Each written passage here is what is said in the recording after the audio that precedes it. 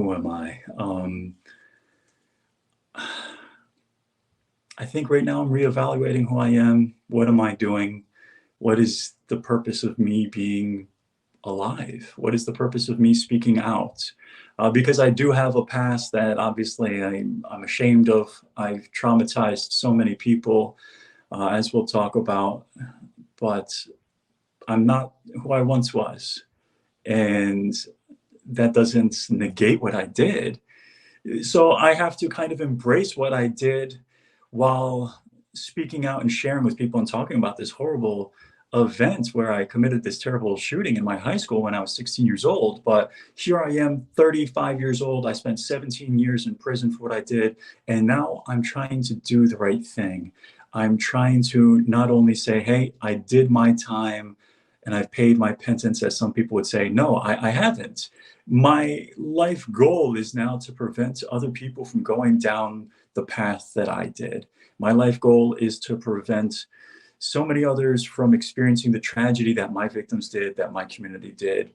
And I think really that's kind of who I am at the moment. It's just somebody who's, as I say, I was once a part of the problem. Now I'm trying to be part of the solution. And I'm trying to figure out, how does that best look? How does it come together to be a part of the solution? But I think one of the things that I can do is to share my story in a way that can help other people. And that's what your podcast is doing. So again, I appreciate you having me on. I asked you who Jon Romano is in 2023, and I can imagine, or I'm led to believe, that's a very, very different version than Jon Romano in 2004 in Columbia High School. Can I ask you what your childhood upbringing and environment looked like before that date? Yeah. So, and again, when I talk about my childhood, I'm never trying to make excuses for what I did. I'm not trying to blame others. I'm not trying to, um, belittle anybody. I'm just talking about the pieces of the puzzle that came together in my life. Um, so yeah, I came from what appeared to be a good family in the beginning. Both of my parents had kids from previous marriages. I was the only kid that they had together. And, right around the time I was turning 4, my father left. And he didn't want anything to do with me, really, originally. He didn't want visitation rights. He didn't want any of that. He just moved out, took my half brother, who, again, he had from a previous marriage, and left. And in my mom's household, she was warm, she was compassionate, and my brother and my sister, who she had from previous marriages, they were 5 and about 10 years older than I am. So there's a bit of an age gap, but the household was a good house. It was a good place to grow up in. But when my dad did start to ask for visitation rights, my mom gave it to him, and I started to go and see him every other weekend, usually, sometimes more, sometimes less. My half brother living at his place was abusive sexually when I was 5, 6, 7 years old. And yeah, I talk about that now only because I never spoke about it for years. It wasn't until I was already in prison and had already spread pain to others that I finally spoke about it, only because I saw another man who was strong enough to speak about his own abuse. And I saw that it didn't take away from him. And I was able to follow his lead and to open up about it myself. So when I speak about that, it's because I think it's more common than we realize, especially in boys and men where it's not talked about. And I hope that others can feel comfortable to know that you're not alone if it's happened to you, and that you can talk about it too. Um, but yeah, so I mean, from the outside looking in, though, when I'm a kid, I'm playing little league. I'm trying out soccer and different sports. I really stuck with baseball. I loved it, but things seemed to be going well, even though behind closed doors, this horror was going on as well. And when the abuse actually stopped, I can tell you that the person who had done it to me, who had groomed me into doing this, had told me that it's what people do when they love each other. And so I believed that because I didn't know what it was. And when it stopped, I believed that I had done something wrong, that he no longer loved me. And that's a common thing that I've heard from other survivors of sexual abuse, especially at such a young age. So again, it's just this ongoing feeling of I have done something wrong. First, my father leaves. Now, you know, this person who is abusing me, my brother, he's no longer wanting to. Not only did the abuse stop, but then he pretty much wanted to move on with his life and not acknowledge what he had done and pretend that I didn't even exist. And yeah, so I think when I became older, this became more problematic. And I think that I was probably suffering just from a chemical balance as well, but my depression and everything became worse when I was 13, 14 years old. And I started to slip. I started to go from A and B students doing well in school, somebody who's playing sports, to suddenly I no longer wanted to play sports. And my grades were slipping. And although I was still having friends and girlfriends and things appeared to be going well, internally I was falling apart. And I started to really feel a sense of emptiness. I tell people that, sometimes we think, oh, well, if this was going better or that was going better in my life, everything would be great. But I remember there were points in my life where, all right, I was not doing great, but I was doing okay. I had friends, I had a girlfriend, and I remember specifically everybody's over at my house and we're hanging out, we're having a great time, and I'm sitting there in a room full of friends and my girlfriend and everybody who cared about me, and we're having this good time, but still I felt empty on the inside, you know. And I When did. at what Sorry. point did you recognize that as a symptom of depression? When did you initially feel that I'm not like the others that are around me? I'm not feeling the same way that they do on a Yeah. day-to-day basis? So when I was 14, I really think I started to notice that something was off, but I continued to just try to push through, to be tough, to, okay, whatever, suck it up, you know. But it was when I just turned 15 where I couldn't do it anymore. And I was suicidal. And I wanted to change. I wanted to be quote unquote normal like everybody else. I wanted to be happy like everybody else. And I believed that I was alone in my suffering, you know. So I was in school one day and I called to my mom and I said, listen, something's wrong. I need help. I can't even make it through the next period, let alone the next day. I need help. And thankfully, she was a compassionate person who saw that something was wrong. She had suspected that I was slipping. She thought maybe it was just, most teenagers go through a struggle. But she took me to see my doctor. My doctor asked me, have you ever thought about hurting yourself? Have you ever thought about ending your own life? And I said, yeah. For the first time, I admitted out loud, yeah, sometimes I wish I was dead. And so I started to get medication, started to get therapy. And I was still, though, for a while, I was struggling and I was cutting myself. And I was hiding the cuts and I was trying to hide the pain from everybody. But eventually, the physical scars that I started to have were seen. And one of my teachers, called my mom, and my mom basically knew that despite the therapy, I was still in severe trauma. I was still in severe pain internally. And I, she asked if I would be willing to go into a mental hospital to get some more intensive care and therapy. And I said, yeah. So I went, and that's when I started to have some problems actually with my school. Again, I'm never making excuses or blaming anything on them, but I started to get upset with them because even when I was in the mental hospital and, you know, they would say, okay, you're a minor, we have to have you attending school within the mental hospital.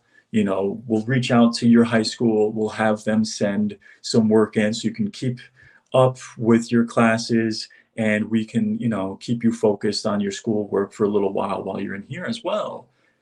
My high school refused to send anything. They never, you know, I was only there for a week, but they refused to send any of my classwork or assignments. And I remember the people at the hospital being like, we've never seen this before. You know, we interact with all these schools, and you know, everybody else. I'm in there with a bunch of other kids who are, you know, similar age, and they're all busy doing schoolwork. And they basically told me like, you know, all right, just read a book or something. And I started to be like, what the fuck? You know, like why aren't they willing to send me anything? And when I got out of the hospital and I was trying to go back to school, and now we were realizing like, okay, I need some extra help. I need things to be different. And in the States, we have what they call an IEP, an individual education plan, that's available to students who may have behavioral problems, psychological problems, or learning disabilities like dyslexia, ADHD, things of that nature, where they need some extra assistance, or they need their education plan to look differently than maybe others. Um, so I asked for it, and my mom asked for it from my school, and they said no. They refused to do that for me. And again, I started to think, why aren't they trying to help me? Like, here I am trying to do the right thing, trying to get my life on track to be normal, and I felt like they were just turning me away. Did you feel somewhat of a victim to that system? Did that experience reiterate to you and re-solidify that you were an outcast because they ostracized you from the support that you needed, and further to that, everyone else around you too? Yeah, definitely. Because it's kind of like, all right, I'm doing the right thing and asking for help, right? And here I am basically being told like, no, we don't want to help you. You're you're not as bad off as you might think you are. Despite my psychiatrist and everybody sending letters to the school saying like, no, this kid is clinically depressed, has some psychological issues and needs help even in the school. And when they said no, yeah, I felt rejected, and I felt that, yeah, I was being alienated, and that they were basically saying like they didn't care about me. Did that manifest itself into thoughts or ideations of hurting other people around you, or psychologically traumatizing others around you in Yeah, that so moment I in was time? definitely very upset, specifically with like some of the administration, um, because I did eventually get the assistance I needed from the school only after my family hired an attorney and had meetings and threatened lawsuits and publicity.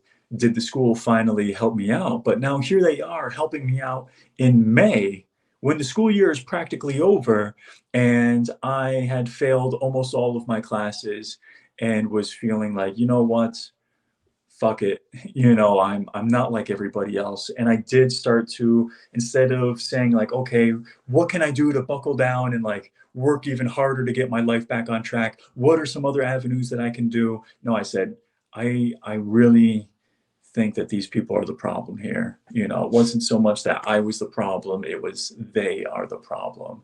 Um, and I really did start to struggle with dealing with the administration that I felt was harmful, not just to me, but then I started thinking like, why are they doing this? Why are they like this? You know, not with just me, but in what other ways are they neglecting people and hurting people? Um, so I wouldn't say that I started to really fantasize about like, you know, killing them or hurting or anything like that. But there definitely was now my suicidal tendency. Sometimes I thought about, well, what if I just killed myself in front of others? You know, um, what if my pain became their pain? What if in my last act on this earth, I forced them to see me, I forced them to hear me, and I forced them to be in the circle of pain that I was. And, so I had these thoughts at times, but I thought that was just dark moments. And I did start to really try to struggle to, okay, well, what else can I do? How else can I get help? And in the following year at school, I turned 16 and I thought about dropping out. And I was told basically, like, no, you turned 16 after the school year started, you can't drop out. And I basically said, well, fuck you, I'm not coming back anyways. And my mom looked into the fact that I was able to go to a local community college. Um, and I was able to sign up for what they call continuing education, where I would be able to take college courses and I'd be working towards my GED, which is basically an equivalent to a high school diploma. But I would also be doing that while taking college courses, while earning credits towards a college degree. And so I was like, all right, I'll do that. And so in June of 2004, that's what I started doing. I had basically left my high school behind and I started to attend college to work on getting my high school equivalency degree while also starting college courses. And I thought, like, all right, now I do have a future. I started to believe in myself. I started to have faith that everything would turn out okay, that I still struggled.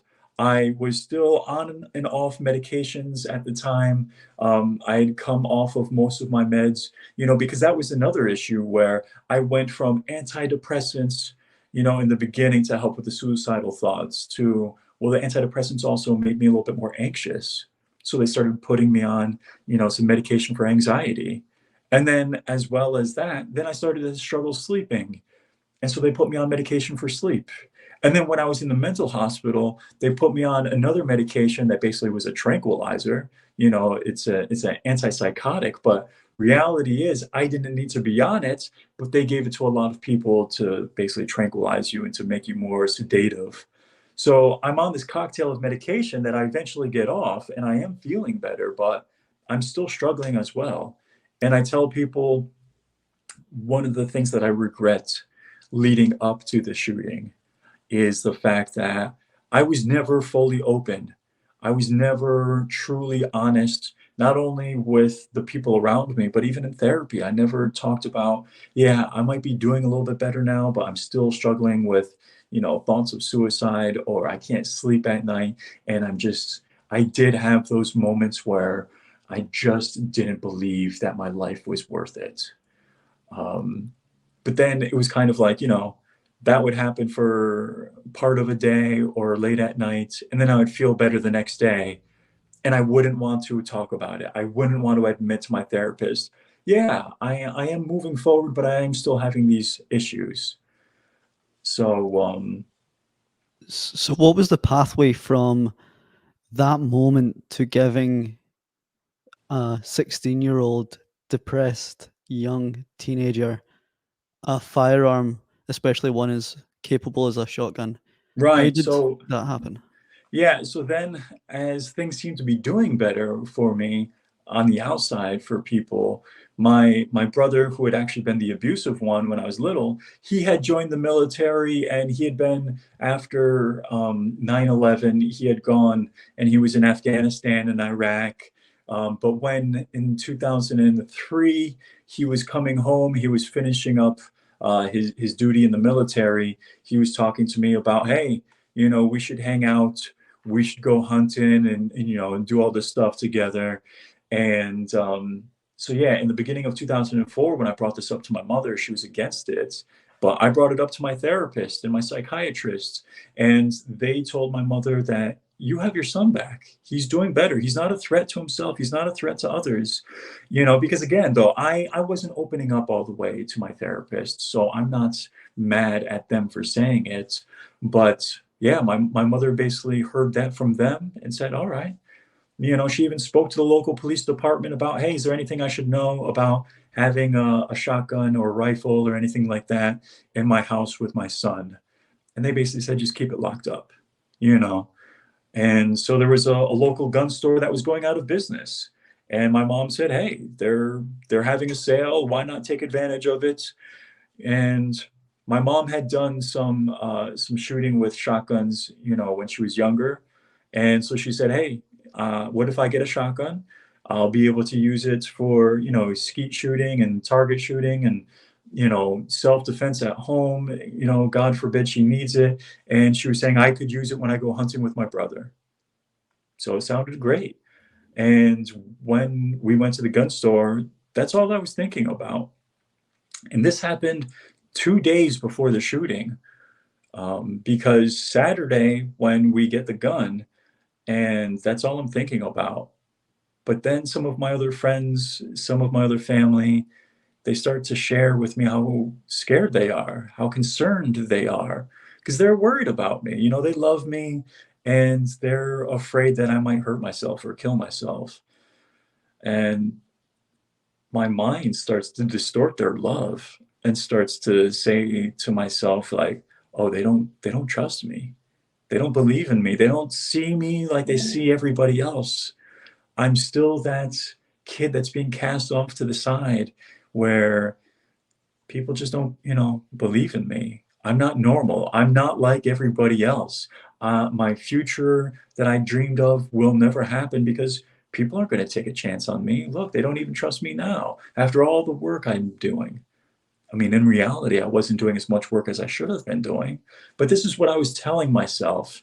And so Saturday, I'm literally out with friends. We're having a great time. And yeah, I brought up the fact of like, hey, my mom got this gun, like I'm showing pictures and I'm kind of like, yeah, like, but they're concerned about me and their love gets distorted in my mind. And Sunday morning, I wake up in a downward spiral of depression, of self hatred and of anger of believing my life is never going to amount to anything and I want to die. You know, so yeah, I started to think I don't want to kill myself at home. I don't want my mom to find me, and I also don't want to be forgotten. So I started to think about, you know what? It's it's the people at school. It's their fault. They're the reason why my life hasn't turned out the way it should be. They're the reason why, I'm not getting the help that I need. It's their fault. That's what I kept telling myself. And so I decided that I would show up the next day and I would traumatize, terrorize, and eventually die in front of other people. So on that day, I would imagine that you wrote a suicide note and a plan of action for what the Monday looked like at school. How did the next day unfold? Yeah, so I'd actually started writing the suicide note the night before, Sunday night, and it basically just became kind of a little bit of a goodbye, specific messages for specific people, but there was also me kind of like ranting about how I wished I was normal. I felt that there was something wrong with me. And yeah, I blamed other people in the note, but I wanted people to know that I wished things were different, that I was basically trying to say, like, I'm sorry for what I'm doing, but I, I just didn't see any other way. And, you know, um, I thought it would be clear what I was going to do because I didn't believe that I would be stopped in the way that I was stopped. Because basically what happened Monday morning is although I woke up and part of me was trying to stop myself. I just kind of went on autopilot, you know, and I drove myself into the school. I showed up a bit late, so I know that I wouldn't be dealing with a whole bunch of people as I'm walking in. And sure enough, I throw on a backpack. I had the shotgun in its case, which I knew, it's just kind of this black case that might look like an instrument case. And I just walked into the school, and literally nobody was there as I walked through the front door. But I didn't have a plan. I didn't really have like anything set out for what I was going to do. All I knew was basically I just wanted to cause a scene, to have force people to see me, to force people to share in my pain. And I basically figured either I'm finally going to be able to pull the trigger on myself, or the police are going to show up and they're going to kill me, you know. Did you have any specific people that you had in mind that you wanted to witness this, or was it just the school population in general? I think it was just kind of the school population, because I knew no matter what, that the school as a whole, the community as a whole would feel it, you know. Um, I did. So what happened was, when I went into the school and nobody saw me, and I just kind of went up into the second floor bathroom, and I take the gun out of its case, and I'm sitting there, and part of me is also trying to stop myself, which is why I always tell people it's never too late to stop yourself, because there was a part of me that wanted to leave, but I was afraid, and I felt that I was at the point of no return. But I tell people it's never too late. So it's never too late. But yeah, I had even tried calling, one or two friends. I'd sent a text message, just trying to connect with people. But eventually I was like, fuck it. Like, I got to go through with this. Like, if I leave and somehow make it home without getting caught, what? My life is still going to be meaningless. It's still going to be pointless. I'm not going to have a future of any significance, you know. And before I left the bathroom, I sent out a text message to a couple of my friends, just saying, like, I'm in school with a gun, get out. And that was, I didn't want them to see me. I didn't want their last memory to be of me with a gun. I didn't want them to share in as much pain as anybody who did see me. I didn't want them to be as traumatized as everybody else. That was my mindset at that time. Um, but yeah, so not to go too in depth into the horrors of that day, but I take the shotgun out. I've got it loaded up with birdshot, which I knew was less likely. It's not going to hurt people at a distance. If somebody accidentally gets hit, um, but it's definitely going to scare the shit out of everybody when I start firing, and to cause the police to show up, and I'm thinking, like, if the police show up, I'll fire off rounds, basically into the ceiling, and they'll kill me. I know they'll fucking kill me. um, but when I start coming out of the bathroom, I waited for the next class to start, and people had come in the bathroom not knowing I was in the stall, and I wait for everything to clear out. I wait for the hallway to clear out. I wait for the next class to start, and I start coming out of the bathroom when this other kid, he starts to try to come into the bathroom, and he just basically sees me, and he freezes up, and he turns around and runs away. And I didn't fire at him, even though he was just 2 or 3 feet in front of me. That's why I tell people, like, my goal was not to shoot people that day. But when I come out and I come around the corner, and I see two other students, and they're down the hall, they just come around the other end, the other corner, and they're kind of coming, at the left, and I point the gun up and to the right, and I fire. And now they're running for their lives. They disappear real quick, and I fire again. And now it's definitely on. Now it's just a moment of time before I'm dead in my mind. And And so at I'm that just moment, no one was shot. no, at that moment, nobody had been shot. Like I said, I shot up and away from them. Um, the bird shot ended up going mostly up into the ceiling.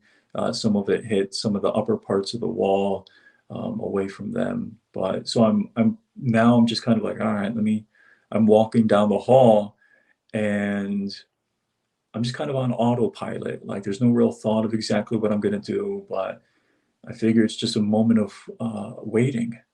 And so I'm walking down the hall, and out of the corner of my eye, I see one of the classroom doors is wide open. The others had been closed, and I just see this door wide open, and I go and I just stand in the doorway. And you know, everybody's there on the ground, hiding behind their desks from me. And the teacher, she's at the front of the class.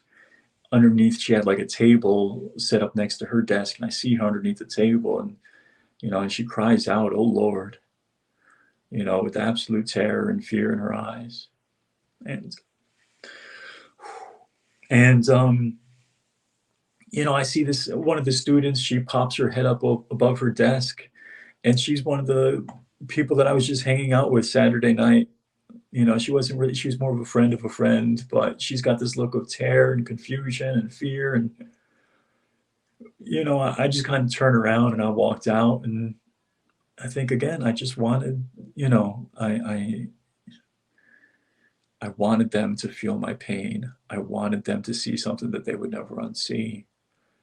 And, uh, yeah, so I turn around and I walk out, and I'm walking down the hall, when the vice principal, who came to investigate the sounds, nobody thinks that it's gunshots. They're thinking like, all right, there's some construction going on in parts of the school. Maybe something fell. Maybe something happened. Maybe somebody's setting off firecrackers. And he comes to investigate, and he sees me walking away from him down the hall, and he comes up and he reaches around, grabbing at the gun, grabbing at the stock, grabbing at the barrel. And then like I start trying to like push away. I'm pushing the gun, and I'm trying to like shake him off my back. And I don't know that there's a teacher coming up behind us to help. And I'm shaking this guy off my back when the gun goes off because my finger is on the trigger. And now I don't even know that I just shot this teacher in the leg. But I'm still struggling with this guy to get control of the gun. When after a while, I let go of the gun and I say, fine, like I give up. And that was it. Like he basically just takes me, takes the gun and puts me in an office, and we wait for the police to come. And, I don't know, like I had done exactly what I'd intended to do, except for being killed. What I was had going through spread, your mind at that moment, John? I mean, at that moment, I just knew, you know, I, I, I knew how much pain I had just spread. I wasn't connected to it, but I didn't really feel anything. No, I no really signs wasn't of regret at that moment. at that moment. Like it was just, I remember hearing them talk about, people were saying, is everybody okay? Is anybody hurt? And I remember somebody saying that, no, this teacher had been hit. And I remember thinking like, it didn't connect with me that I had shot somebody, because I didn't realize that somebody had been shot. And it didn't even connect with me because I remember later on in the day when I was I'm coming out of court, after facing a judge that night. And I remember the news, the press is there and they're asking, why did you shoot him? Why did you shoot him? And I remember almost saying out loud, I didn't shoot anybody. Because even after hearing people talking about, like, it didn't connect with me. So much of what I did didn't connect with me. Like I knew that I'd caused a lot of pain, but I didn't really connect with just how much trauma I had caused upon other people. And it would be a while before I really connected with what I had done, before I really started to feel that pain that I had spread upon so many people. And you know, I the police interrogated me, and I answered questions. I ended up, they wrote a statement on my behalf that I signed without reading, um, you know, and so people start being like, he wanted to kill everybody. He wanted to kill everybody. And I just, I don't know. I just, I mean, when I was in jail, I just didn't care. I didn't care to fight and to try to get, no, this is my story, this is what happened. I didn't care. I knew I'd caused pain, and I didn't want to go to trial. I didn't want to re-traumatize people. I didn't want to have to face what I'd done either. Like I was facing the consequences, but I didn't want to see the people that I'd hurt. I didn't want to hear them speak also. I mean, they were given that opportunity when I was sentenced to 20 years in prison, but I just wanted to disappear, you know, so I pled guilty to three counts of attempted murder, 6 counts of reckless endangerment, which means that I had been so reckless that I could have injured other people. And yeah, I went to prison. You know, I spent 17 years behind bars for what I had done that day. John, at what moment did your mum find out that you had just committed this act of attempted murder? Yeah. My mom found out the way that so many other parents found out. Um, you know, she was at work when suddenly, you know, there's a news break on the radio, on TV, and everybody starts talking and everybody starts calling each other. And my mom, you know, finds out about it. Um, and yeah, so I didn't talk to her until I think either late that night when I was in jail. There was an officer who let me call her. But I'll tell you, you know, my mom was never one for physical punishment or harm. But when she saw me the next day in jail and there was plexiglass, you know, separating us, she told me, she said, you know, I want to hug you, but I want to hit you. And I I'm very blessed though that she was willing to be open and to talk to me and to hear my side of the story. And so was my family and even some of my friends later on. But even in the immediate aftermath, my mom was, okay, we'll figure this out. We'll figure this out. And even when I was in prison, um, serving a 20-year sentence, when I gave up hope, when I didn't believe in myself, when I still, especially as the guilt, the shame, the remorse really starts to hit me, and I believe that my life will never have any meaning or purpose because of this horrible thing that I've done, because of all the pain and suffering I've now, you know, caused so many other people. I didn't believe in myself. I didn't believe that I had a life worth living, but she did. You know, she and others did. And it was that compassion that helped transform me. It didn't happen overnight. It didn't even happen quickly. It took me years of being in prison before I started to believe that, you know what, I can still make something of my life.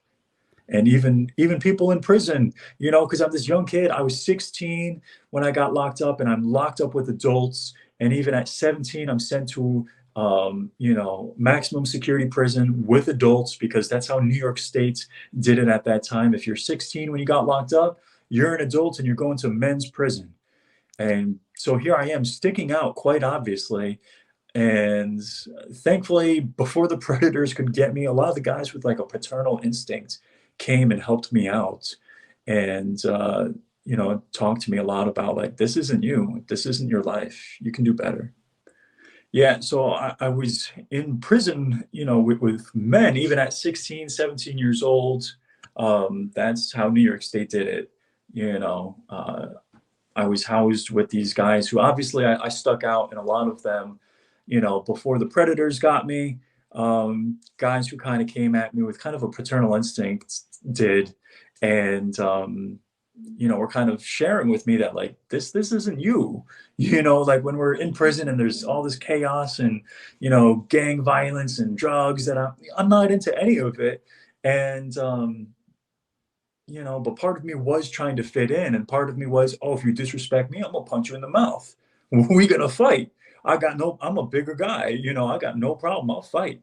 And but people weren't really coming at me like that, and so people were kind of like, "Yo, like you're not involved in this gang life. You're not involved in the chaos. This is not your lifestyle. This is not who you are. Like you can turn your life around. You're not serving a life sentence, you know, like so many people I was surrounded by were." And so, with the help of my family believing me, and even the people in prison who are trying to like tell me like you got to turn your life around, eventually I was starting to like, you know, be open and starting to like seek out the therapy even in prison, even though there's not a lot there, but to turn my life around and to believe in myself. To, as one of my therapists in one book that I read said, you know, you can use your guilt and your shame instead of allowing it to be toxic and to, you know, destroy you, to, you know, keep you down. You can use it to power you to push forward, to build yourself up better, and to help not only yourself but to help other people. You know, so I started to use that guilt and shame to motivate me to do better. And I started to believe that I can never undo the pain that I've caused. I can never take that away from people, but I can help prevent others from feeling that pain. I can help prevent others from doing anything like what I did. Guilt and shame are emotions that I would be led to believe are pointed at the individual yourself. It's very inward, whereas sympathy, empathy, regret is more compassionate for those who you might have affected. At Mm. what point did you start feeling that external sense of emotion for the people that you had impacted on that day? Yeah, so I mean, it was definitely, I think the two go hand in hand, where as I'm realizing just how badly I've tormented and terrorized people, and it's hitting me in waves as time goes on. That's when at first I was taking it inwards and hurting myself, but then I wanted to be, you know what? No, I can really connect with the pain I've caused others. I can feel that sense of, um, you know, I can start having that remorse, like you said, is more outwards and imagining what my victims have gone through, and I can use that as a way to, okay, I can push forward and I can make sure that others don't do what I did. You know, um, I can connect with other people. And the more that I connected with other people, even in the prison around me, even as I started to have more of these open conversations with people who are willing to do it, and to have more of these healthy conversations also with my family, with my friends, and even other community members who had reached out to me and wrote letters to me while I was in prison. You know, the more I was able to connect with other people, the more I was able to connect with myself as well. And I think that that was a powerful thing, was this whole, you know, of being more in touch with everything. And after feeling disconnected and isolated so many times in my life, here I was feeling connected. Here I was, you know, being fully open and fully honest, talking about the sexual abuse, talking about how I felt pain and I wanted other people to feel pain. And I really started to feel better when I spoke it out loud. And I tell people that's one of the most powerful things you can do, is to share your truth, you know, to speak up and to let them know, you know, let others know what's going on within you. And that's how we can make sure that other people can connect with you. Now, other people who may be thinking those same harmful thoughts know that they're not alone, and that other people who may be thinking about hurting themselves or others can know that, you know what, it doesn't have to go that way. You know, the lessons that I've learned, everything that I've gone through, I want other people who may be going down that dark path to learn from it, to realize that no, I wish I could be talking to my 15 or 16-year-old self and saying, no, here's what you have to do. You have to open up. You have to find somebody, because not everybody's blessed to have a parent or a family member or a friend or a therapist that they can open up to, but you have to find somebody. And today, with everything online, with all the social media, there are so many people out there who are willing to listen, you know, and we can connect and see that we're not alone, that if you feel like you're in a dark place, you're not going to be there forever. So many people have been in that same dark place and they've come out the other side and are living a good life. You don't have to hurt yourself. You don't have to hurt others. You can learn how to cope with this. You can learn how to get through this. And there's other people willing to help you. John, your story really demonstrates the negative consequences of enacting on those thoughts, both consequential to yourself, but also consequential to society at large around you. Yeah. When I think about school shootings, I see it as one of the most heinous crimes that there is. It's always on the news. Even over here in the UK, we see the extent of those crimes that take place over in America almost on an annual basis. And my heart breaks when I read those headlines. Given that your intentions were not to hurt anybody that day, but hurt yourself, at least from a physical standpoint. However, your crime is attempted murder and the an act of um, shooting in a school. How were you perceived because of that in prison by other inmates, given it was such a catastrophic crime? Yeah, so, we hear and we know that a lot of times in prison, if you have a crime involving children, the other inmates are definitely coming for you. However, with my situation, it's not an adult that was targeting children. People realized I was a child who was harming other kids, psychologically, and that's how a lot of people perceived it. And I heard time and time again of either people basically saying that, well, thank God nobody was seriously injured or killed, or um, shit. I mean, prison's a pretty messed up world. People were basically saying, well, they thought that I was a person not to be messed with. They thought that I was willing to be a very violent individual and in a dark place because it wasn't an adult targeting children. It was me with my peers.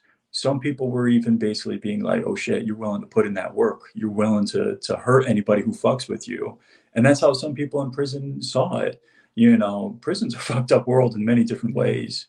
And, you know, so yeah, I wasn't targeted. I wasn't seen and that same light that some others were. I mean, if it hadn't been just a teacher who was shot, maybe if one of those students had been injured, then people would have perceived me differently.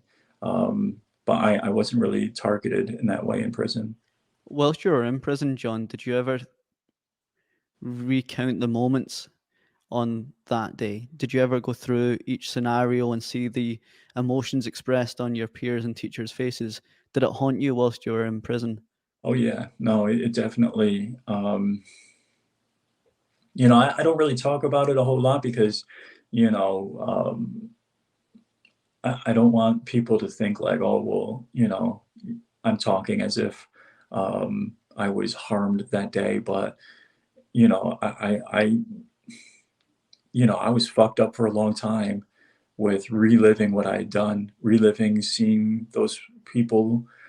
I honestly, I had an interview before you that I told you was very emotional.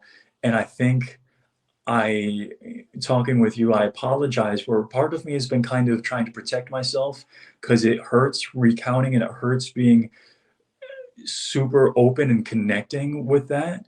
And I apologize for not truly being vulnerable with you, but like it fucking haunts me what I did.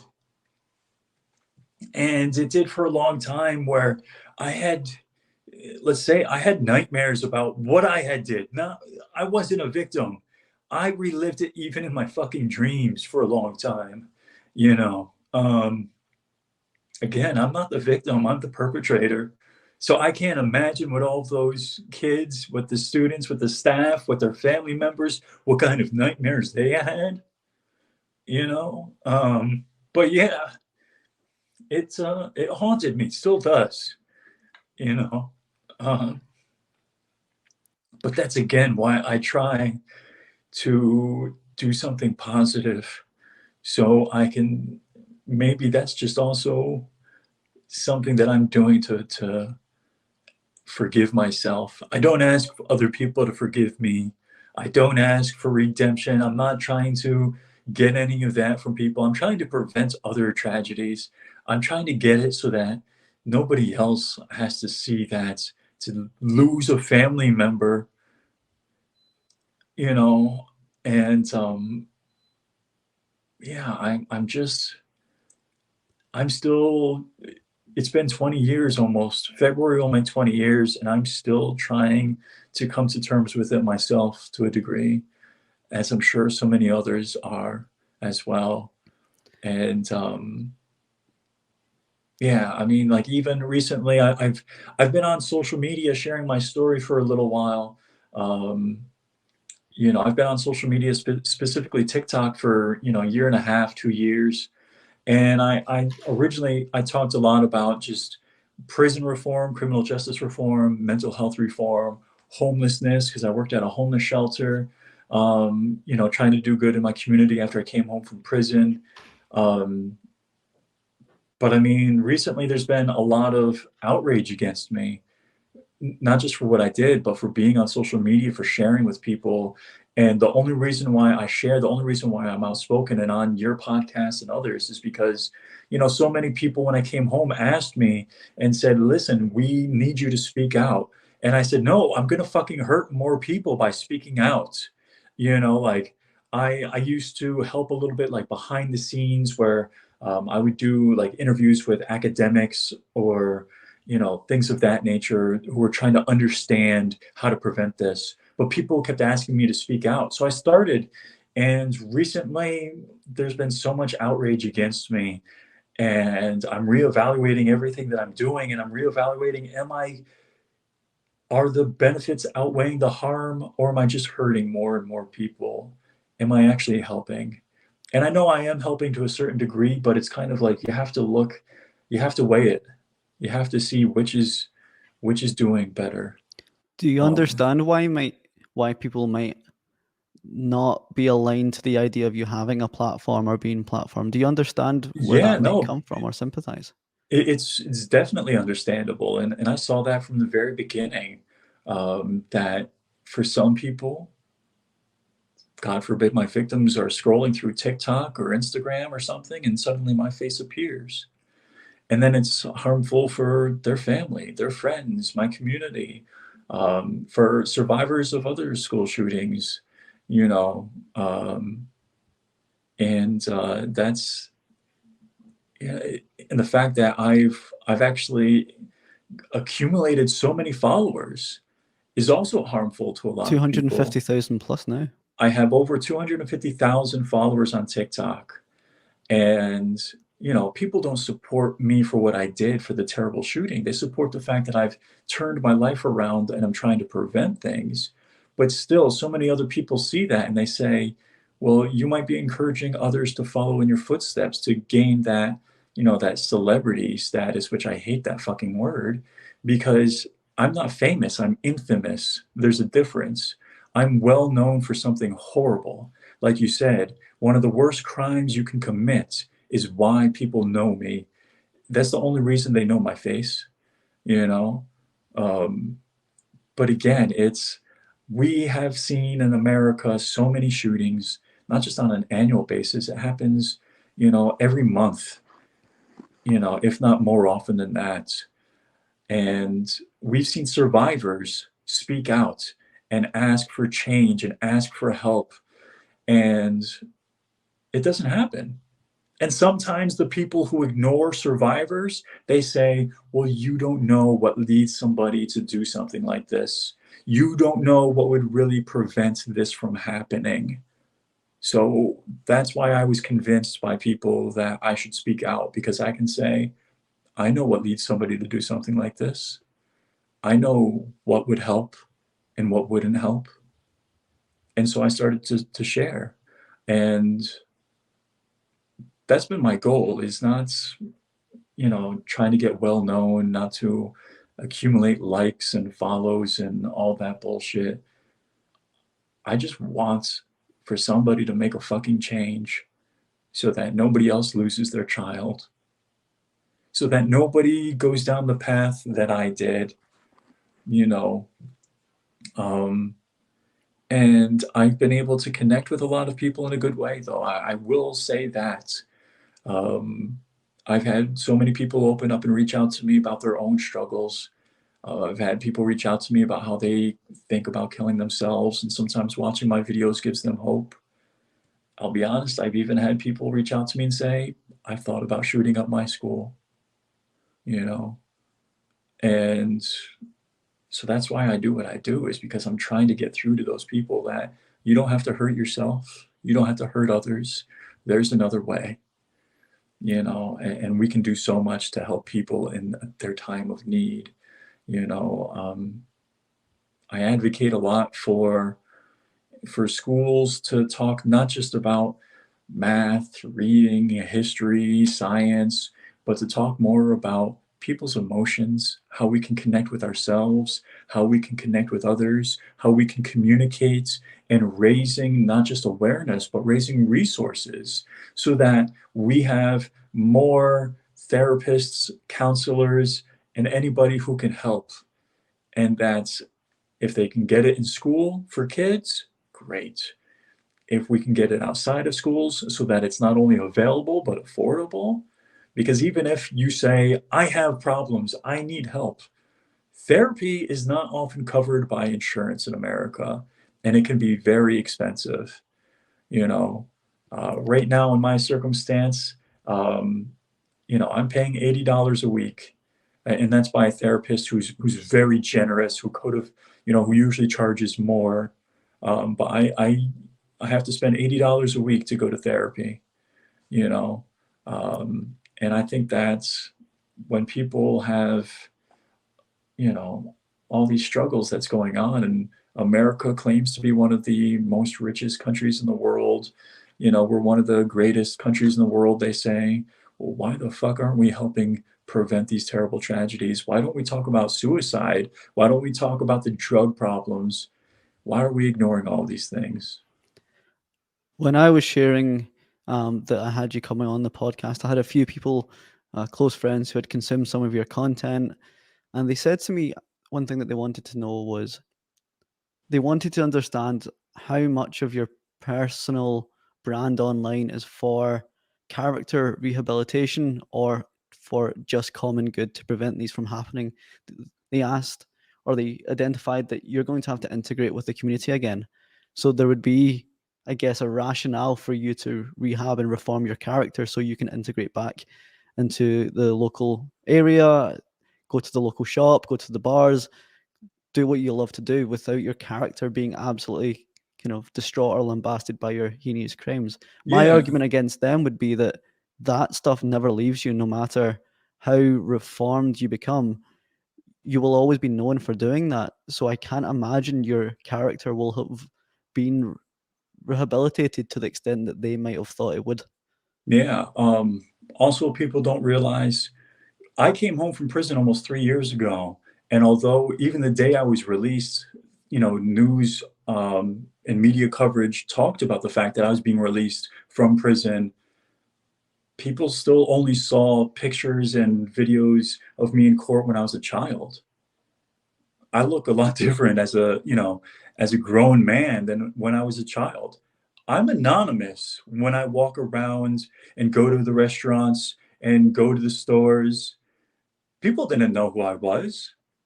So I'm not trying to be on social media and trying to say, hey, no, I'm different. No, I was anonymous. I literally, the first job I had coming home from prison was in my hometown, where somebody who knew who I was but believed in me and believed in second chances and wanted to help me out gave me a job.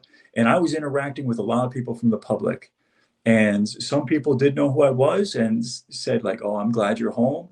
But I'm sure a lot of people who probably would have hated the idea of interacting with me didn't even know who I was when they interacted with me, you know.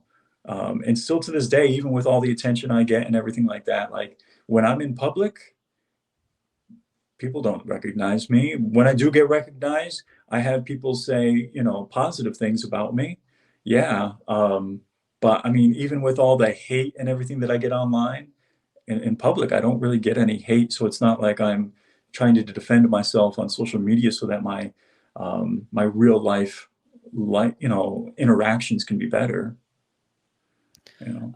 And that's why I was so intrigued to have you on the podcast. I don't personally believe if you had completed a crime like you have, I'm not led to believe that you would want to put yourself under a microscope in the public domain, to be hated, to have people comment about your past, to make assumptions about your life.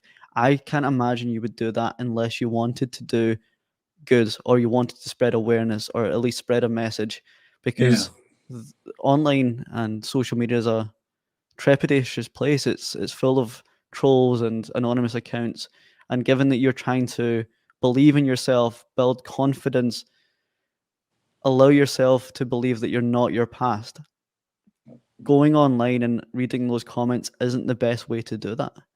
So I can imagine you have calculated the risk Yeah. and thought, well, the benefits of me sharing my story hopefully outweigh the negative consequences of putting myself online. Yeah, as far as for like personal consequences and everything, I've always known from the beginning that I would get a lot of hate, a lot of anger directed towards me. That most, like you said, there's a lot of trolls and anonymous people who are willing to say horrible things. And I'm okay with that. Even right now, with the backlash, a lot of very large creators on TikTok are talking out against me, and a lot of people are extremely angry and upset with me. At the end of the day, like, I didn't do this for people to like me. I didn't do this for people to forgive me. I'm not seeking redemption, like I've said. I'm literally here so that people can better understand me, to better understand what led me down this path, and so that we can make changes to prevent others from going down that same path. If people want to send me comments and say, fuck you, I hope you die a terrible death, okay. You know what I mean? I get that all the time.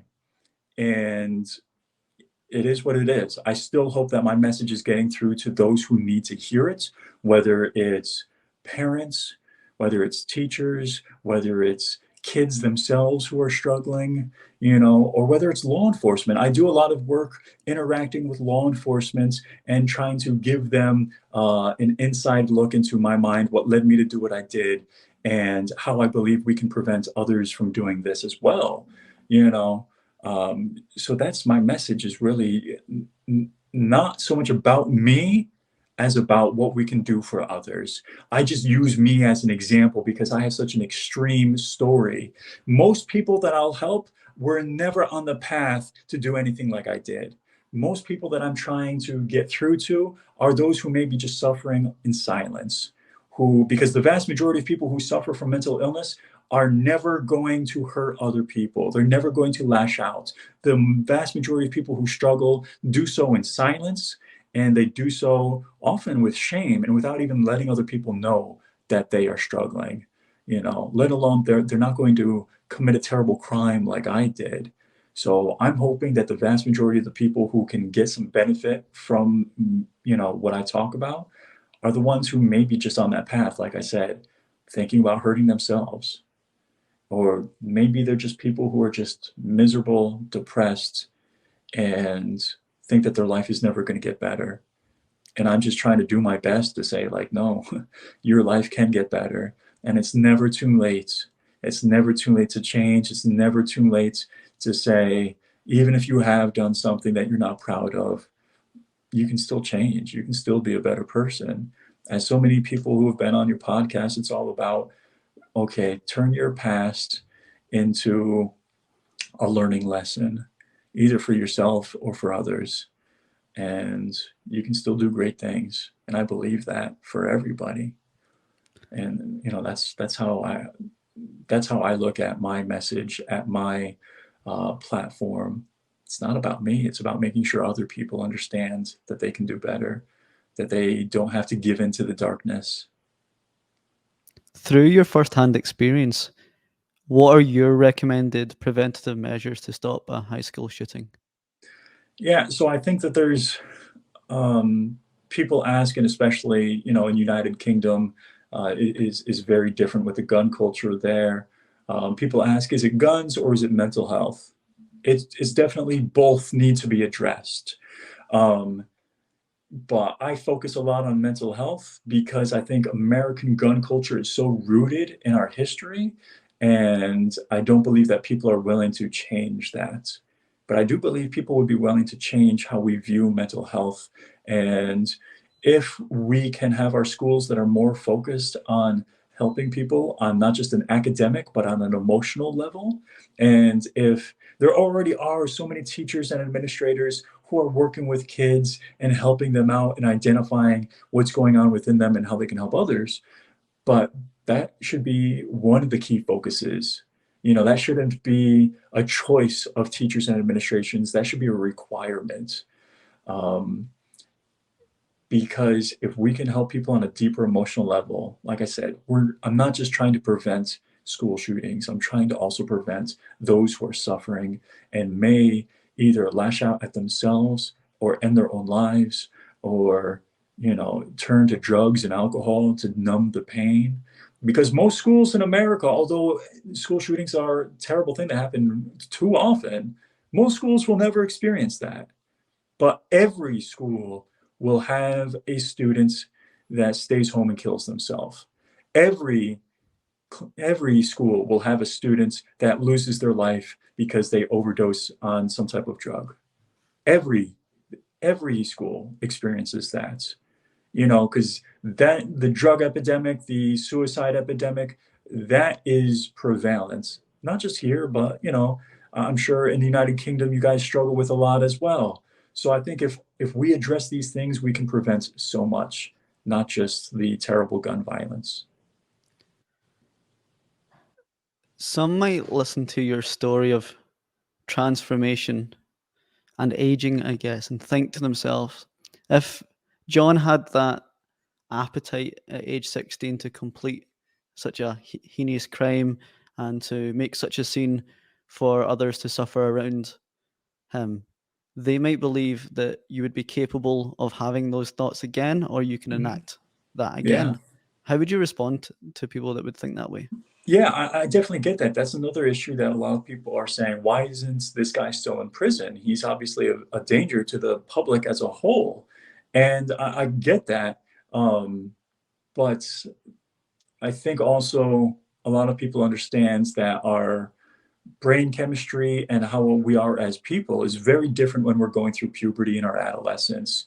That I still struggle with depression today, but it's not as crazy out of whack as it was when I was a teenager. And again, I'm not blaming mental illness for what I did, but it played a large factor.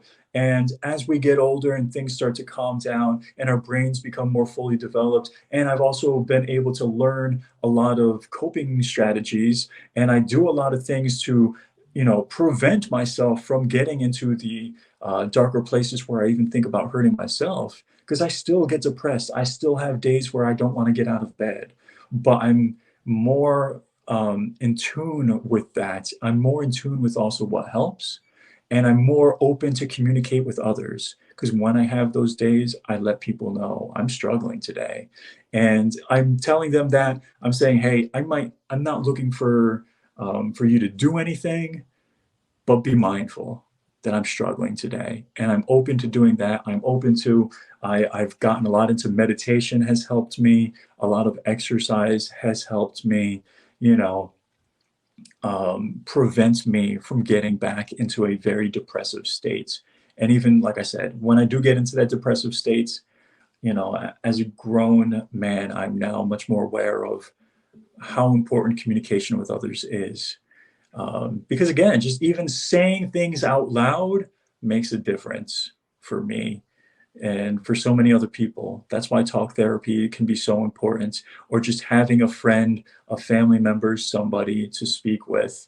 And that's the other thing that I address a lot of times is, let's say if you're somebody who's not struggling, but you know somebody who is, what can you do, right?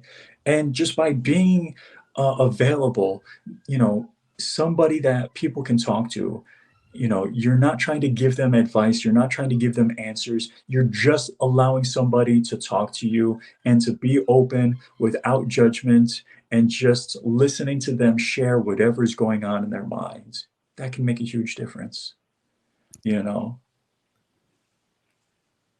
I'm thinking of a moment in your life where you were able to give that level of understanding and empathy to people that you might have impacted. And I'm led to think of the sword attack that you were a victim of slightly after you left prison. Can Mhm. we talk about Yeah. that experience? What happened that day? Yeah. So, so again, after I left prison, I had had a job and it was good and everything, but eventually I was like, you know what, I want to do something with more meaning and purpose, where I'm able to help people in the community and to be that positive force, like I've always thought about doing. And so yeah, I went and I first started to volunteer at a local homeless shelter, and immediately day one they liked me. And they were just kind of like, "Hey, we've got a position open if you're up for it." And I said, like, "Yeah, definitely." So I went through the process of they still wanted me to put in an application and interviewing me and everything. But I started working at this homeless shelter, and I loved it. I was able to be this force of good where I'm raising donations. I ran a clothing pantry, and I was raising awareness. Getting the items that people needed, oftentimes helping people out. Here's some, clean t-shirts, underwear, socks, whatever you're looking for. And I was also able to just be somebody that people could talk to. That wasn't a part of the job, but that's something that I enjoyed, where sometimes people just wanted to come in and just talk to me and just talk about their life. And it felt amazing. But at the same time, I'm interacting with a population that often struggles with a lot of mental health issues. And so I've been working there for a while. When one man came in and he was very upset, he started to yell at one of my coworkers, and so me and some other coworkers, we heard it, kind of stepped in, um, and did our best to de-escalate the situation. But eventually, he just started to then target me and be upset with me. And again, I'm used to it. Like, you're interacting with people who have had very hard lives, if not they're struggling with mental health or drug addiction, and I don't take it personal. So, but after a while, there's only so much, especially when he's doing it in front of everybody and he's making everybody else uncomfortable and feeling unsafe. Eventually, it's kind of like, all right, we can't, this guy just keeps going and going. So we had to ask him to leave, and we didn't have security, we didn't have metal detectors. So after asking him to leave, he said, "Well, can I go and get my property?" He had some stuff, and we have lockers for people to put their stuff. I said, "Yeah, sure, no problem." You just, you can finish up your lunch real quick, because he came in at lunchtime. I was like, just, finish up real quick, just grab your stuff and come back tomorrow. You know what I mean? Like, come back tomorrow with a different mindset, hopefully. And sure enough, he went into the locker room, and yeah, he had some small swords stashed away. And yeah, so then he came at me. I was sitting down at a table with some coworkers and surrounded by people who were like up talking to us and hanging out. And yeah, next thing I know, my boss had come down to make sure everything was okay as the guy was leaving. And my boss just screams out like, "Oh, watch out." And I look up, and next thing you know, I black out. I don't remember the very beginning of the attack. I remember watching him come at me, and seeing he had something in his hands. I remember I thought he had a pipe, but no, he had a sword. And yeah, he came right for me. And I was able to get up, and I was able to protect myself, and I used my left arm to kind of protect my head, and he almost cut off my left hand. And I got up and I ran away.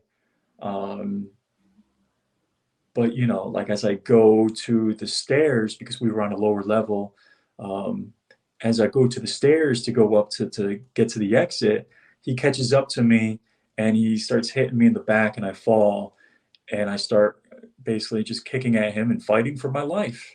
And he starts chopping away at my legs. Wow. And I'm not going to go too in depth, but basically, you know, after a while of him just chopping away at me, he realized as much damage as he was doing, I kept holding up my legs to protect the rest of me, and I was higher up on the stairs. So he turns around and he walks away. And now my coworkers, they're there. They've been yelling and screaming. And somebody I didn't know it at the time. I didn't know it for a while, but somebody had tried to like grab a broom and try to like hit him. Um, and would later on try to like grab a knife, but it was too much. But this guy, he grabbed a second sword that he had stashed. So then he came back at me with two swords, and my legs I could no longer hold up that much. And he starts to slash, trying to aim for my head, which you can see, he did end up hitting my neck and my face. Um, but thankfully it was with my arms held up, so it was more of like bouncing off of my arms first before it hit me, so it didn't do as much damage to my head.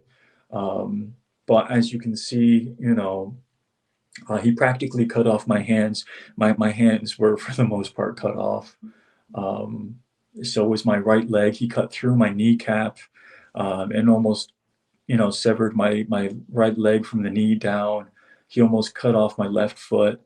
And but yeah, but he after a while he couldn't get to my head as much as he wanted to, but he saw everything just falling apart in the rest of my body and thought that he had done enough to kill me, and he left. And Oh, yeah, thankfully, like first responders showed up a few minutes later. Like my coworkers had gone and grabbed towels and were putting pressure on the wounds as much as they could, but they were just like screaming and crying and terrorized. Um, and yeah, so when the first responders showed up, I was still awake, and I have no idea how. I'd lost pretty much as much blood as you can before you die, and they put tourniquets on me to stop the bleeding. And thankfully, we were literally like half a mile away from a major hospital. Um, So because the first responders put the tourniquets, and because I got to the hospital, that was literally right down the street, basically, my life was able to be saved. And they reattached my hands as best they could. I have to wear splints. I don't normally wear them a lot on camera, but my hands are hurting a lot lately. And yeah, I mean, I spent months in the hospital and in a nursing home, but I'm healing, and I'm in therapy for it. And I tell people that, I forgive my attacker, because holding on to the anger, I've been through that. I know what it's like to be angry and miserable and upset and mad at the world. And I don't want to be that person anymore. And I know that forgiveness is not saying that I have to, accept that this person shouldn't be held accountable, or say that he shouldn't, um, be in prison. No, he is in prison. And forgiveness is just saying I'm letting go of that anger. You know, I really honestly hope that he's able to get his life on track. I fought to prevent him from getting a life sentence in prison. I believe that he's in his early 40s and he'd never been to prison before. So obviously he needs some help. The prison system doesn't really provide it, but I hope that he's able to change somehow, some way. And I believe that I, holding on to the anger would only hurt me. It's not going to hurt him. So yeah, I believe that forgiveness can be very powerful, and I've now experienced that firsthand. Where now I know what it's like to be the victim of a horrible, violent attack, because of somebody who is struggling with their own problems, their own issues, and them lashing out. thanks, John, for recounting that traumatic, graphic experience that you endured. Yeah. And in light of that, given that you forgive your attempted killer in that case, do you hope or expect the others in that classroom and those teachers and everyone in that high school to forgive you in the same way that you've forgiven your I perpetrator? don't ask for forgiveness. You know what I mean? I believe that's a very personal journey. And when I'm speaking out and trying to do what I'm doing now, it's not because I want forgiveness. I don't want that. If they're able to do it, because you can forgive somebody without ever even telling that person that you forgive them, you know, um, because forgiveness is not about the person who did something wrong. It's not about benefiting them somehow. Forgiveness is a personal journey. And if they are able to forgive me, I that's for their own. Um, that's something that's very personal. I think that would be disrespectful because people also ask, well, have I spoken to like the teacher who I had shot, or the vice principal who grabbed me? Or I don't reach out to anybody. I mean, legally, I'm not even allowed to right now with them. There's still orders of protection, but at the same time, I think that it would be extremely disrespectful on my end to reach out to them. If they ever wanted to reach out to me and to have a conversation with me, I'd be open to that, but only if it's their choice, only if they are the ones reaching out. I think it can be more harmful for perpetrators to reach out and to try to initiate conversation with their victims, even if they have the best of intentions. It's not on you, it's on the victim to initiate that. And I also understand that some people say, well, that's their problem with me being on social media, is that what happens if they end up seeing me? And I definitely have struggled with that and have thought a lot about that. But, you know, I, I don't know. I'm not looking for forgiveness, man. I'm just trying to make the best of a horrible situation where we can help others. It's not just about transforming oneself, but then if you can help others as they're transforming themselves, and I think that's what your podcast is about, is about sharing stories, so that not just saying like, hey, these guys did it, but these people did it and so can you. Yeah. And that's what this podcast is all about, I think. And that's what, my journey is, somehow trying to find out how can I help others so that they don't become like me when I was 16. How can they realize that I turned my life around and so can you? That's exactly what this podcast is about. And it's exactly why I wanted to have you on, John. If one of the victims of the high school were to reach out to you to have an open dialogue, whether it was a teacher that you shot or whether it was the teacher that was hiding in the classroom or your classmates around you that witnessed this unfold, do you know what you would say to them? Yeah, so I have had, like I said, I've always had some of my friends who have kept in touch with me. But recently, especially with more, the larger my social media presence grows, I have had other students who were there that day reach out to me, and not students who were there who saw me, but obviously everybody in the school was affected. I recently had a girl reach out to me, or a woman reach out to me, and was sharing how she was in the cafeteria on the other side of the school. They didn't know what was happening. They were just suddenly told, we're going into lockdown. The cafeteria was in like this wide open space. So everybody had to go into the gym across the hall.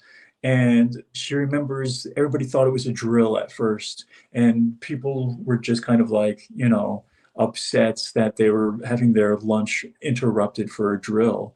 But then as they got into the gym, she said about how they had everybody sit down, away from the doors. They turned off all the lights. And,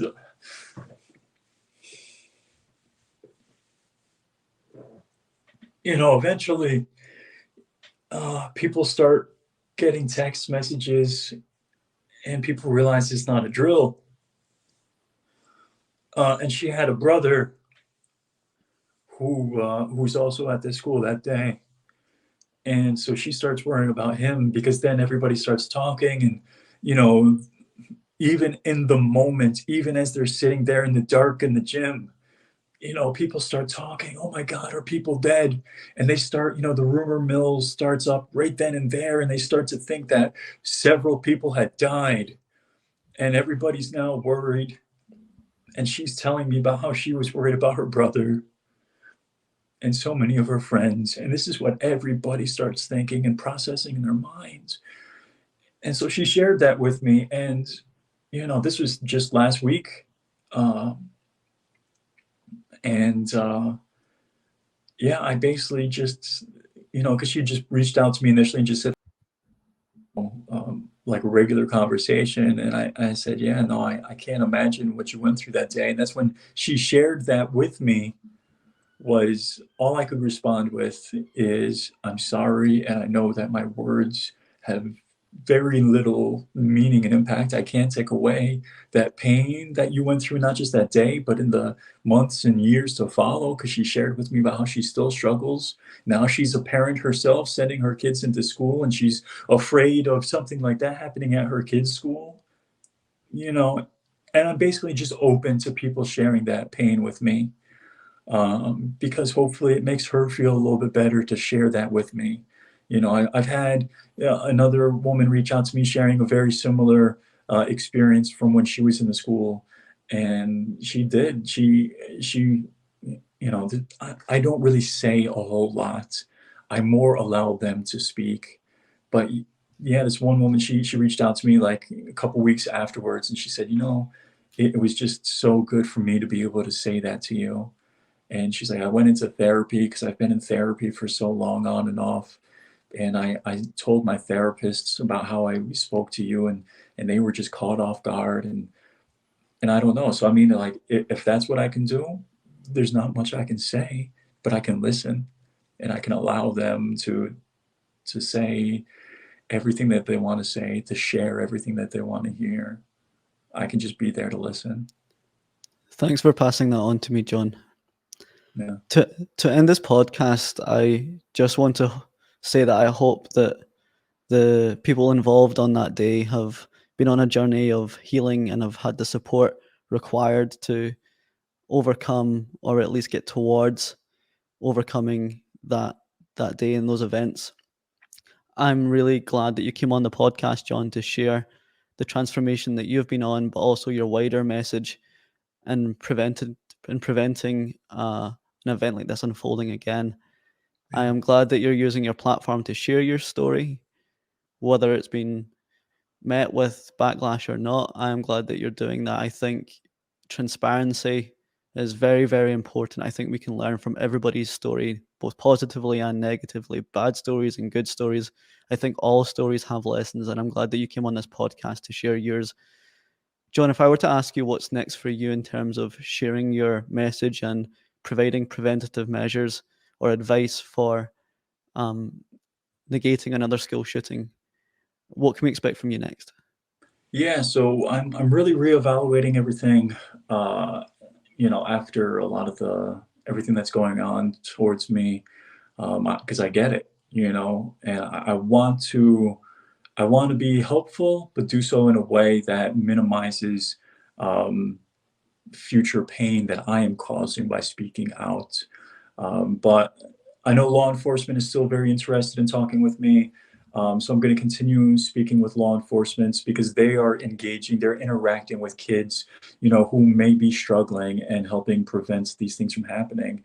And I share the same thing with them that I share with everybody else is, if when we're interacting with, not just somebody who's struggling, but if we're more open and letting people know of our own struggles, because you can make a deep impact on somebody just by sharing your own struggles, sometimes the things that you've overcome. And I tell that for teachers, for parents, for even law enforcement, is the more that we can get these kids to realize that you might be struggling, you might be on a dark place in your life, but so many of us have been through it, and you can make it through it as well. And if we can help them realize that and open up and say, like, because a lot of times we want to have this distance. No, I'm an adult, they're a child. No, sometimes, especially when you're 13, 14 years old, you're at that crossroads of, you're dealing with more mature issues, but people still treat you as a kid. And sometimes we got to realize that now these kids, I was, and so many of your other guests were going through a lot of crazy things at, 13, 14 years old, 15 years old. So if we can open up to them and help them realize, like, your life is not defined by what you're going through right now. You can have a better life, and letting them know that you've been through it or that other people have been through it, and having them feel comfortable to open up and to share what they're feeling, what they're experiencing, and what they're worried about. That's how we can make a difference. That's how we can prevent things from happening. Not just the terrible shootings that we see here in America in the schools, but all the people who are suffering alone and will never lash out and hurt others, but they'll lash out and hurt themselves. We want to prevent that as well. Jon Romano, thank you for coming on the podcast. Thank you so much. I really appreciate it.